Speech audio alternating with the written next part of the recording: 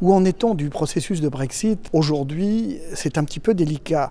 Pour la bonne et unique raison, c'est qu'on ne sait pas très bien ce que veulent nos amis britanniques. Pour le moment, on ne sait que deux choses. Un, la date de sortie qui est le fin mars 2019 et une période de transition qui nous amènerait jusqu'au 31 décembre 2020. À la demande de notre collègue sénateur des Français de l'étranger, Olivier Cadic, qui nous a fait sentir, si je puis dire, après de nombreuses auditions ayant trait essentiellement au domaine économique et aux filières, qu'il y avait un drame humain que personnellement j'ignorais. Nous avons été invités par le Sénat pour justement parler de la situation des citoyens européens en Grande-Bretagne, et comment ils vivent l'incertitude qu'ils connaissent depuis pratiquement 2 ans en ce qui concerne le futur de leur statut migratoire. Il y a une question identitaire.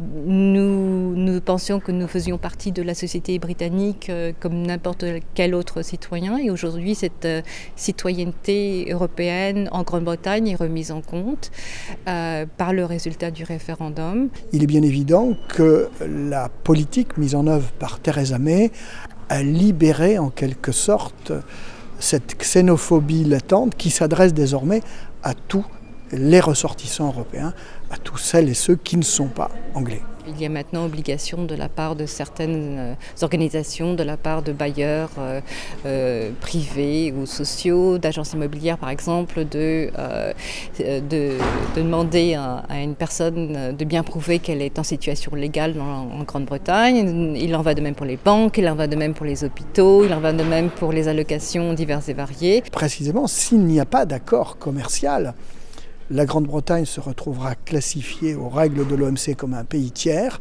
90% des familles seront sans couverture et devront revenir sur le territoire national. Il ne nous reste pas forcément des attaches en France. Beaucoup n'ont plus de famille parce qu'ils sont partis depuis très longtemps.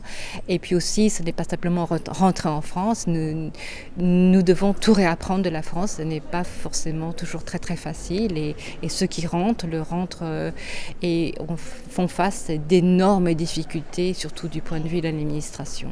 Nous espérons bien attirer l'attention et de l'ambassadeur de Grande-Bretagne en poste à Paris et de notre ambassadeur français, M. Jouyet, en poste à Londres, pour essayer de leur ouvrir les yeux sur tout cela et surtout de trouver les moyens notamment pour l'aide au retour, de corriger cela, tant qu'à l'état d'esprit de nos voisins d'outre-Manche.